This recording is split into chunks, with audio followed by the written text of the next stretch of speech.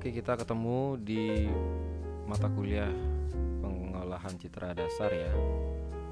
Jadi PCD tentang teori konvolusi dan Fourier transform. Jadi ini pertemuan ke-67.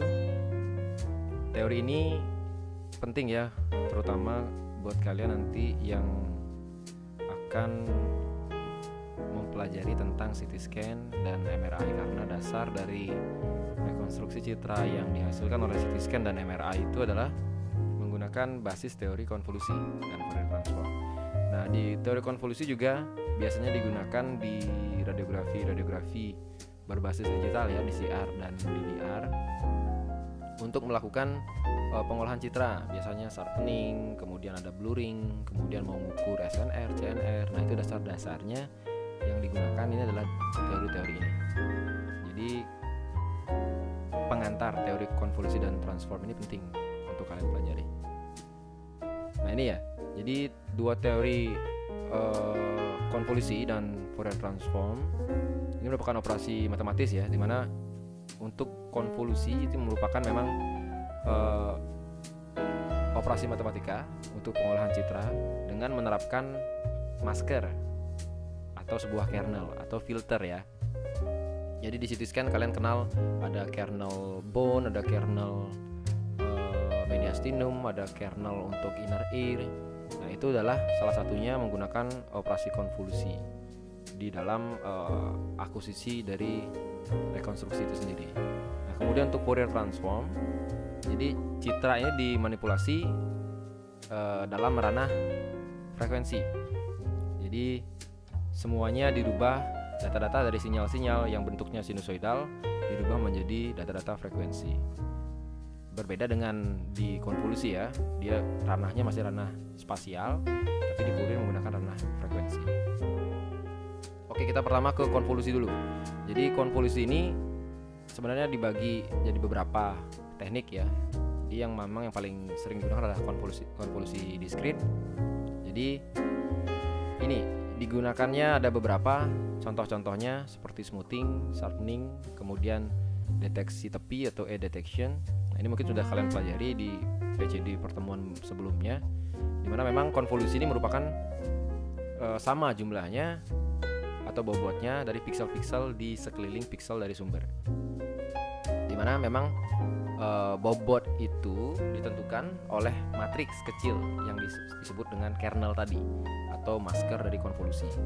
Jadi ada suatu citra ketika diaplikasikan dengan teori konvolusi, dengan operasi konvolusi, dia harus ada kernel atau filter yang diterapkan, masker diterapkan. Jadi satu citra ditumpuk dengan filter yang baru.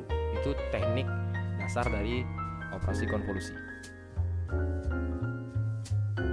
Jadi dimensi dari konvolusi ini biasanya ganjil ya untuk maskernya atau filternya atau kernelnya. Mungkin kita jadikan satu kata aja, kernel ya atau masker.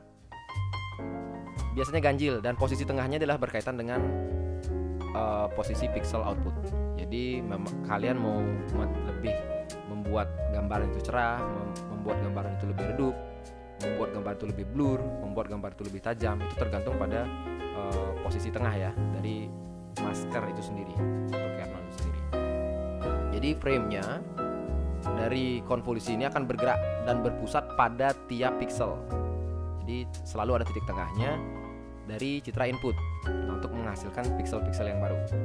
Jadi pixel output ini merupakan pixel dari citra yang lama ditambah dengan pixel dari masker konvolusi itu sendiri atau kernel dari konvolusinya.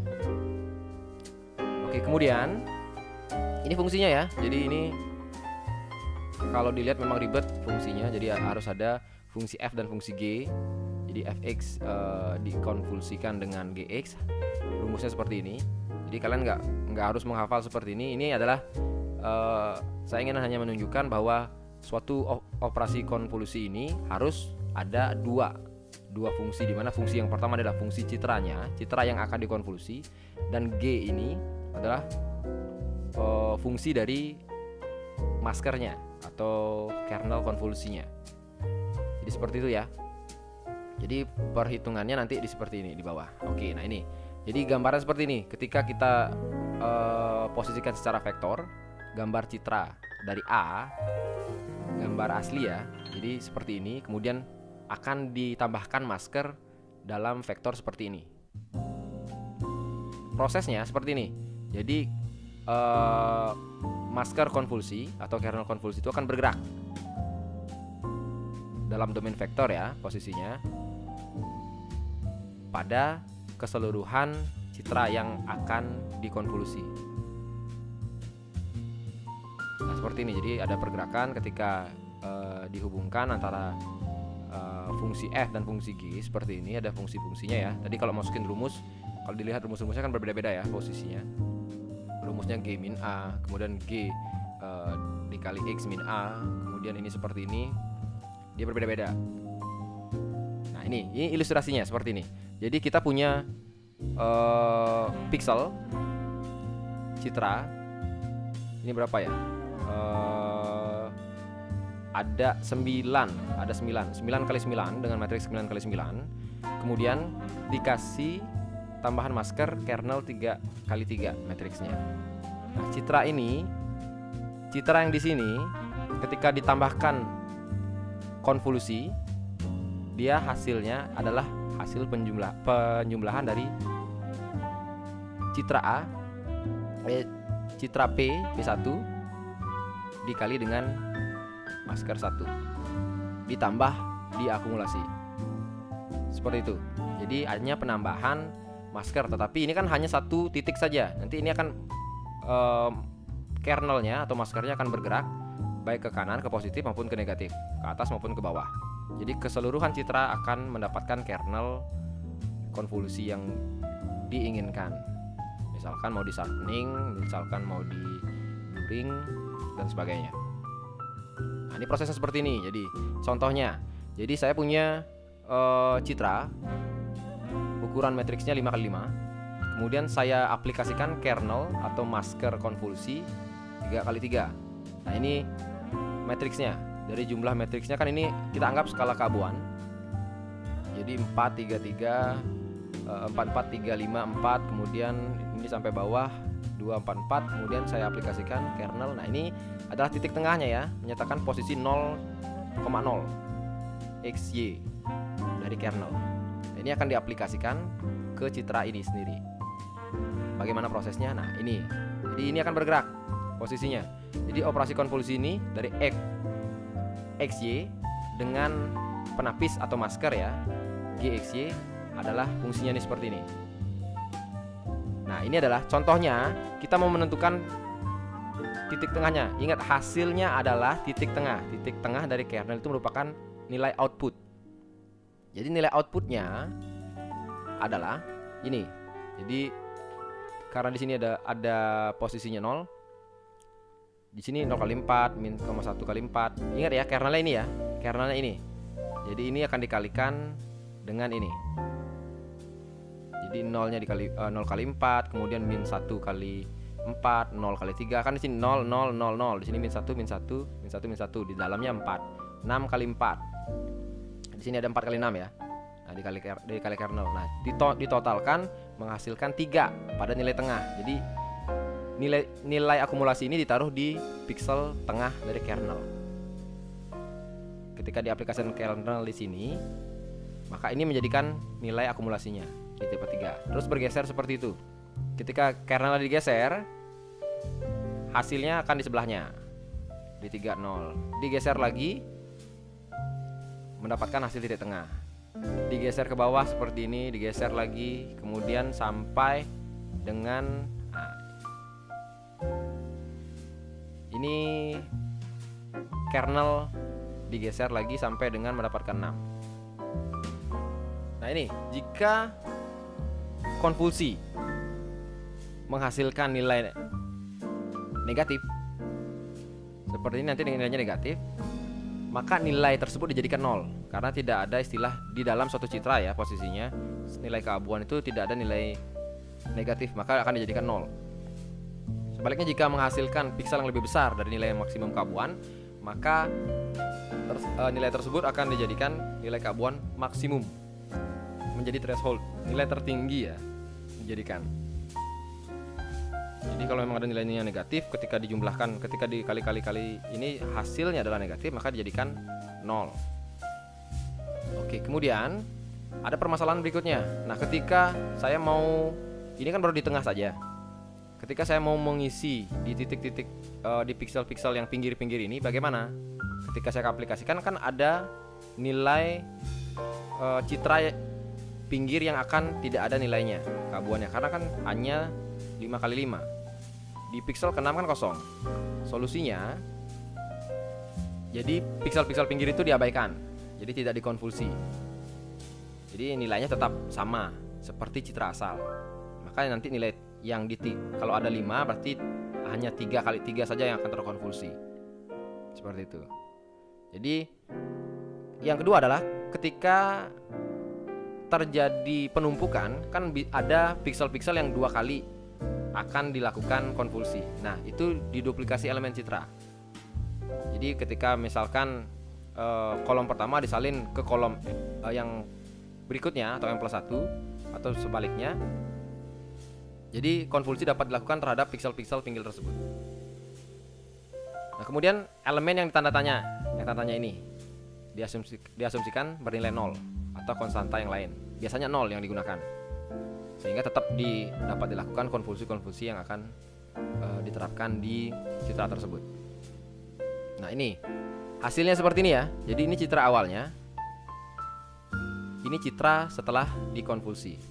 Jadi kira-kira nilai keabuannya menurun ya posisinya untuk di tengah, tapi di pinggir tetap sama karena memang dianggap 0 di piksel ke-6 ya, 6x6 di matriks ke-6, baris ke-6 dan kolom ke-6 itu dianggap 0. Sehingga yang terkonvulsi hanya pada pusat, pada 3x3 saja. Nah, penerapannya, jadi penerapannya ada beberapa penerapan ya yang mungkin teman-teman sering gunakan di aplikasi-aplikasi baik seperti Instagram, kemudian aplikasi-aplikasi editing semuanya, SCDC, Paint, itu bisa. Embossing yang pertama. Embossing itu membuat citra seolah-olah diukir pada permukaan selembar nikel. Jadi memang yang digunakan itu adalah kernel atau mask khusus untuk embossing. Jadi ini masknya.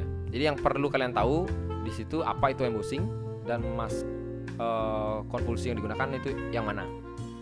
Jadi koefisien jendela konvulsinya memiliki bobot tengahnya bernilai 0, di mana jumlah seluruhnya itu 0.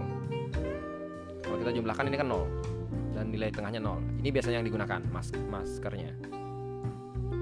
Kemudian blurring. Blurring ini biasanya menggunakan filter jenis low pass, di mana khususnya memang ditujukan untuk melenyapkan detil-detil. Jadi namanya blurring ya, pengaburan ya posisinya. Jadi biasanya digunakan koefisien masknya atau kernelnya bernilai sama, misalkan 1/9. Jadi blurring ini merupakan perata-rataan ya, nilai piksel-piksel yang ada di sekitarnya, di dekatnya, atau piksel tetangga, atau neighborhood pixel. Dimana memang makin besar ukuran masker atau kernel, maka makin besar efek pengaburannya. Kemudian dengan melakukan perata-rataan atau aplikasi masker jenis blurring ini tentu akan mengurangi kontras dari citra, karena memang penurunan ya. Jadi low pass filter ini akan menyebabkan penurunan kontras karena memang kita akan melenyapkan detil-detil halus yang ada di citra itu sendiri. Nah, ini contoh-contoh masker yang digunakan ya posisinya. Ini adalah salah satu contohnya. Jadi menggunakan 1/16, 1/8. Jadi jumlah seluruh koefisien masknya adalah 1 totalnya.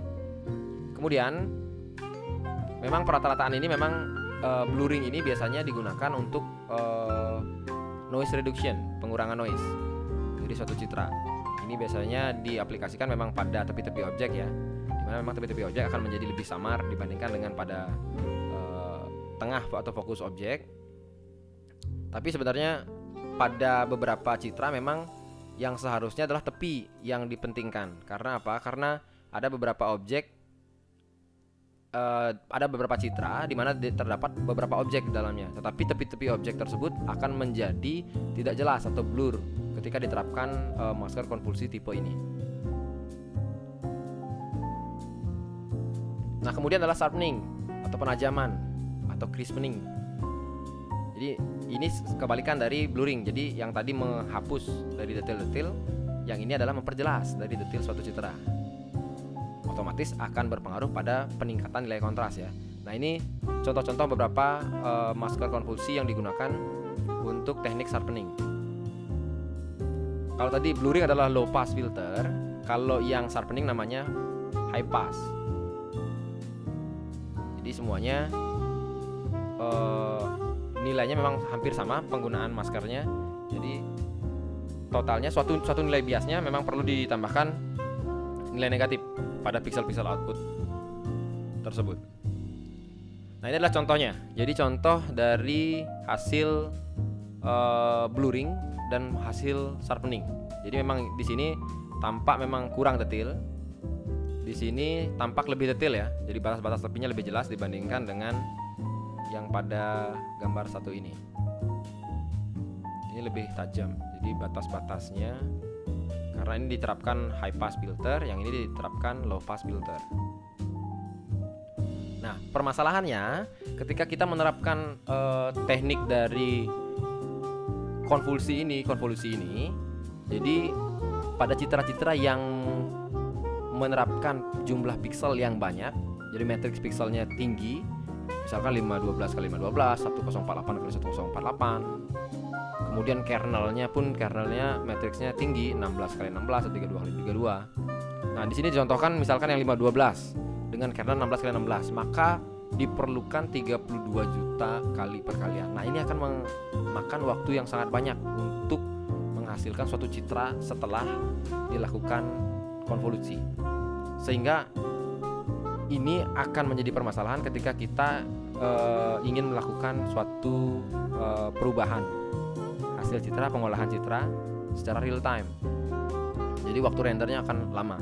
Nah, solusinya adalah menggunakan teknik, salah satunya adalah transformasi Fourier.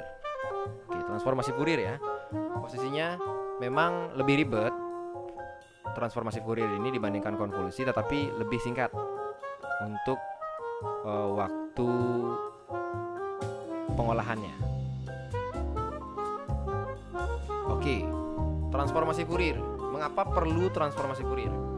Jadi memang pada dasarnya memang setiap orang pasti pernah ya menggunakan suatu teknik analisa dengan menerapkan transformasi untuk dapat menyederhanakan ya suatu permasalahan. Dalam hal ini adalah permasalahan citra ya. Dia ada noise kah, kemudian dia ada artefak kah, dia kurang terangkah, dia kurang kontras kah. Jadi terdapat dua cara yang biasanya digunakan. Yang pertama adalah cara konvensional ketika memang pembagiannya secara manual. Nah, biasanya penyelesaiannya fungsinya Y sama dengan X per Z.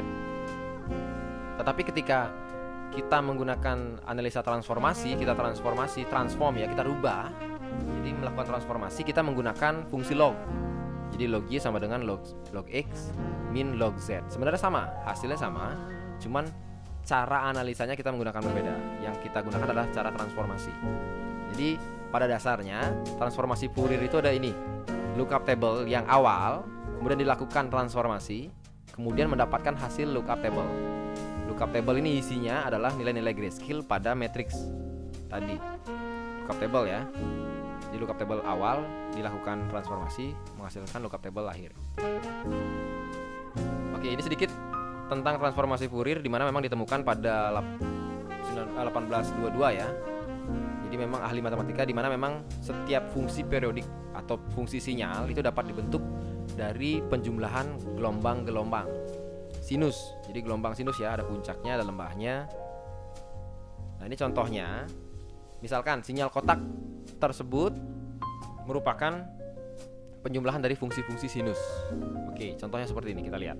Ini fungsinya ya. Ini fungsi-fungsi sinus. Kita dijumlahkan akan membentuk suatu nilai yang bukan lagi posisi sinus tetapi sudah lebih ke arah kotak. Nah, ini Ini sebenarnya gambarannya adalah gambaran sinus ya, gambaran sinus seperti ini. Tetapi ketika sudah dilakukan transformasi seperti ini dengan rumus ini, dia akan menghasilkan gambaran seperti kotak seperti ini. Dia tetap membentuk puncak dan lembah, tetapi dia lebih konstan nilainya. Terdapat nilai peak yang konstan. Kalau dia misalkan kita berupa sinus, nilai puncaknya dia akan berada pada titik tengah sini. Dia baru akan turun. Tetapi ini dari awal sampai ujung dari suatu gelombang, dia akan membentuk kotak full. Dari periode, dari waktu ya, waktu 0 misalkan, waktu 0 sampai waktu 10 milisecond, dia nilainya konstan langsung pada nilai peak atau pada amplitude puncak. Nah, ini contohnya. Jadi ketika memang dilakukan penyembelahan sinus dengan jumlah yang berbeda-beda ya. Jadi ini nilai aslinya. Nah, kemudian ketika dengan N yang 3, kemudian dengan N7 sampai dengan N yang lebih banyak, dia akan semakin kotak fungsinya. Nah, ini adalah transformasi posisinya. Dari nilai sinus awal seperti ini ditransformasi menjadi oleh transformasi Fourier menjadi suatu frekuensi seperti ini.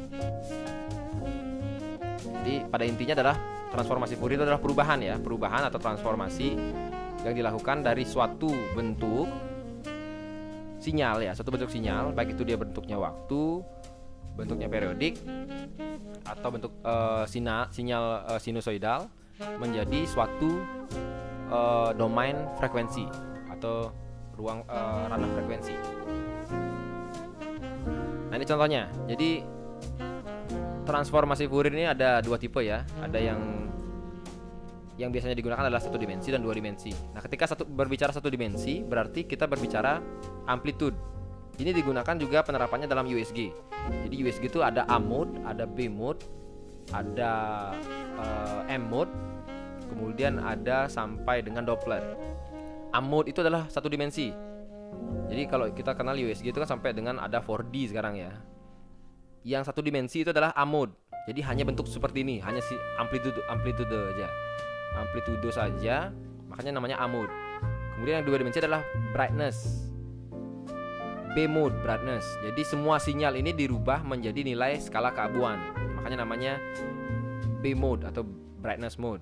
Itu sudah dua dimensi. Satunya dimensi sinyal, satunya dimensi skala keabuan. Ada dua dimensi. Kemudian tiga dimensi dirubah menjadi bentuk ada kedalaman, ada deep di sana. Kita berbentuk volume. Kemudian 4D itu ada sampai dengan gerakan, makanya namanya cine atau movie biasanya. Itu biasanya digunakan pada Doppler USG. Nanti kalian akan belajar di USG lanjut. Nah, ini hasil Fourier transform dari sinyal-sinyal yang tadi. Jadi langsung dia tahu nilai-nilai puncaknya. Nanti aplikasinya seperti apa di radiografi akan kita lihat di slide-slide setelah ini. Nah, ini adalah Fourier transform. Jadi pada dasarnya Fourier transform ini dapat dilakukan bolak-balik ya. Jadi bisa dilakukan merubah dari suatu sinyal menjadi suatu citra, atau dari suatu citra untuk dilihat nilai sinyalnya. Jadi seperti ini ya. Jadi ini adalah gambarnya, kemudian ini spektrum frekuensinya. Jadi kalau kita mau lihat ini secara data kontinunya, ini adalah data diskritnya, fungsi dari intensitasnya. Ini contoh dari dua dimensi. Kalau yang tadi hanya berbentuk amplitude aja, itu satu dimensi. Kalau ini yang dua dimensi, dia sudah berbentuk suatu citra. Nah, kemudian ini contohnya. Nah, ini aplikasi noise removal. Jadi atau noise reduction, yang tadinya dikonvolusi kita menggunakan low pass filter, tapi ini kita menerapkan noise reduction dengan menggunakan Fourier transform. Jadi gambar yang memang noisy, yang banyak noise-nya, kemudian dilakukan rekonstruksi, dirubah menjadi data sinyal ya, data intensitas, fungsi intensitas, kemudian dirubah menjadi data yang telah difilter secara frekuensi menjadi suatu citra yang lebih jelas dilihat tanpa adanya noise-noise yang berarti. Nah, ini penerapannya ketika kita berbicara di citra gambaran atau gambaran dari suatu gambar atau citra CT scan dan MRI. Jadi namanya CT scan dan MRI kan biasanya menggunakan memang proyeksi dari segala arah. Nah, ini Fourier transform ini.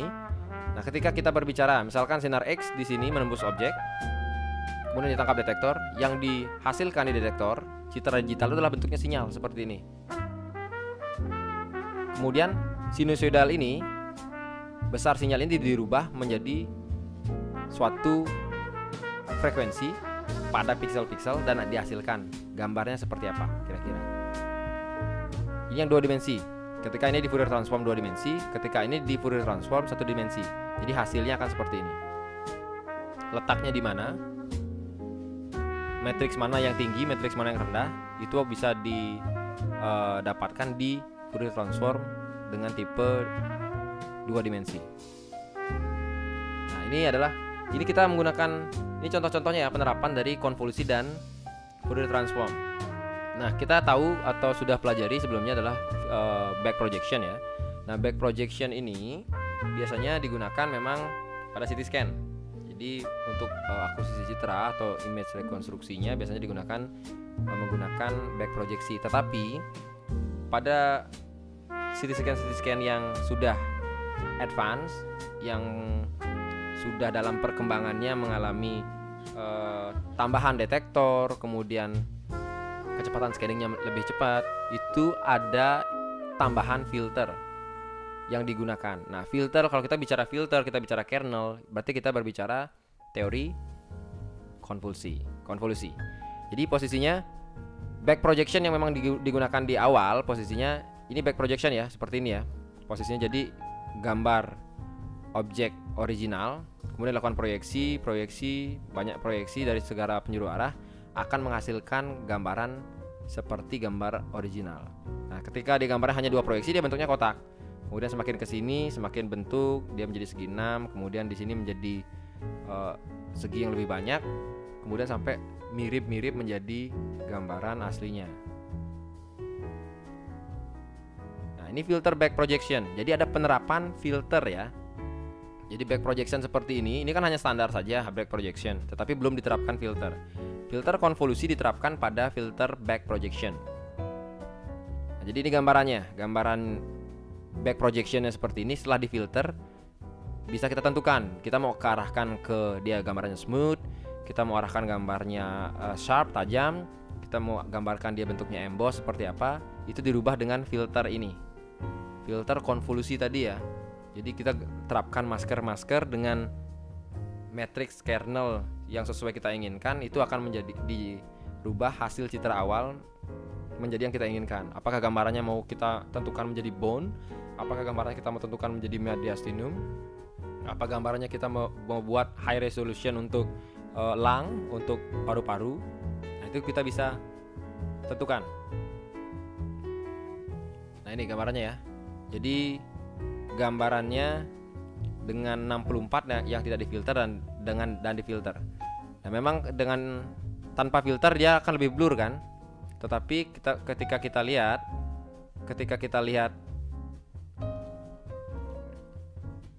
lihat gambarannya memang terdapat noisy di pinggirnya. Karena apa? Karena fungsinya di sini adalah untuk penajaman. Ketika kita bicara tajaman, detailnya akan lebih banyak. Ini adalah filter konvolusi atau masker konvolusi yang digunakan adalah sharpening. Yang tadinya blur akan lebih tajam pada tepi-tepinya. Nah, ini juga penting karena memang kita ingin menilai detail, terutama pada CT scan, detail-detail kecil, patologi-patologi dengan ukuran kecil itu sangat penting digunakan. Misalkan ini ketika kita menggunakan kernel bone, jadi kernel yang kita gunakan itu pasti yang lebih sharp, yang detailnya lebih terlihat, yang kontrasnya lebih terlihat, walaupun gambarnya lebih noisy. Seperti itu. Oke. Kemudian, nah ini contoh filter back projection lainnya. Menggunakan ini gambar originalnya. Kemudian ini intensitas profilnya seperti ini. Nah, ini ketika diterapkan hanya back projection saja, gambarnya blur. Hanya sinyal-sinyal dari proyeksi-proyeksi yang secara 360 derajat dilakukan. Nah, ketika diterapkan konvolusi, maka akan didapatkan hasil seperti ini. Berbeda jauh ya posisinya tanpa konvolusi dengan konvolusi. Jadi ini sebelum filter, sebelum maskering. Ini setelah diterapkannya masker. Oke, kemudian ini contoh dari Fourier transform, khususnya untuk yang dua dimensional ya, karena kita untuk di radiografi kita sudah berbicara minimal dua dimensi. Ada X dan Y. Nah, untuk yang pertama ini yang satu dimensi ya. Jadi sinyal satu dimensi kemudian dirubah menjadi suatu citra dimensi tetap yang sama ya, yang satu dimensi tetapi bentuknya amplitude. Jadi gambarannya dibedakan berdasarkan perbedaan amplitude. Nah, ini diterapkan biasanya di MRI, itu biasanya untuk MRI spektral, bentuknya spektral. Jadi frekuensi ini biasanya untuk menentukan patologi, misalkan ada tumornya ganas apa jinak di dalamnya. Nah, itu akan membedakan di sini misalkan kita mau lihat senyawa kimia kolin. Di sini kita mau lihat senyawa kimia asetil. Asetil dan kolin itu memiliki frekuensi yang seharusnya berbeda. Jadi ketika misalkan kolinnya tinggi, dia akan terjadi patologi jenis A. Ketika kolinnya rendah, dia terjadi patologi B. Nah, itu yang secara satu dimensi ya. Kita berbicara satu dimensi. Jadi kita menilai hanya berdasarkan amplitude atau grafik dari frekuensinya. Tapi ketika kita melihat patologi menggunakan dua dimensi, kita akan melihat suatu citra. Jadi ini sinyalnya. Jadi sinyal yang MRI hasilkan dari akusisinya, kemudian kalau kita berbicara prosesnya kan ada resonansi, kemudian ada terjadinya perubahan sinyal dari resonansi tersebut menjadi sinyal listrik. Kemudian listrik itu akan ditangkap dan digitalisasi. Kemudian hasil digitalisasinya adalah seperti ini. Nah, ini kan belum menjadi suatu citra yang bisa kita nilai. Harus dilakukan Fourier transform. Nah, Fourier transform secara dua dimensi dari vektor X dan Y akan menjadikan seperti ini. Gambarannya adalah seperti ini nantinya. Ini ditransform. Jadi pada titik tengah itu gambarannya seperti apa, pada titik tepi gambarannya seperti apa. Jadi dirubah. Jadi ini hasil sebenarnya, citra sebenarnya itu seperti ini. Kemudian dimasukkan ke image display yang kalian lihat seperti ini.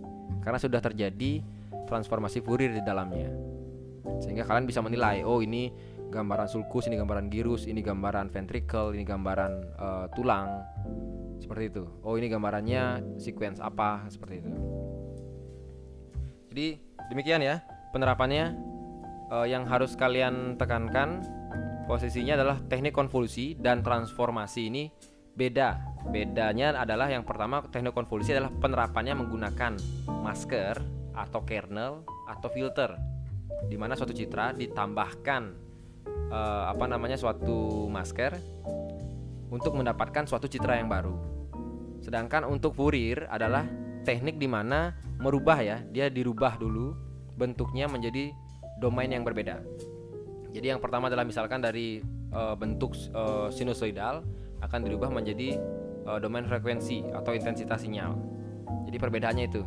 Jadi yang satu menggunakan masker, yang satu menggunakan transformasi, merubah jenis datanya dari kontinu menjadi data diskrit atau sebaliknya diskrit menjadi data kontinu. Oke ya. Demikian untuk teori konvolusi dan transformasi Fourier. Semoga bermanfaat. Sampai jumpa di pertemuan setelah UTS. Terima kasih.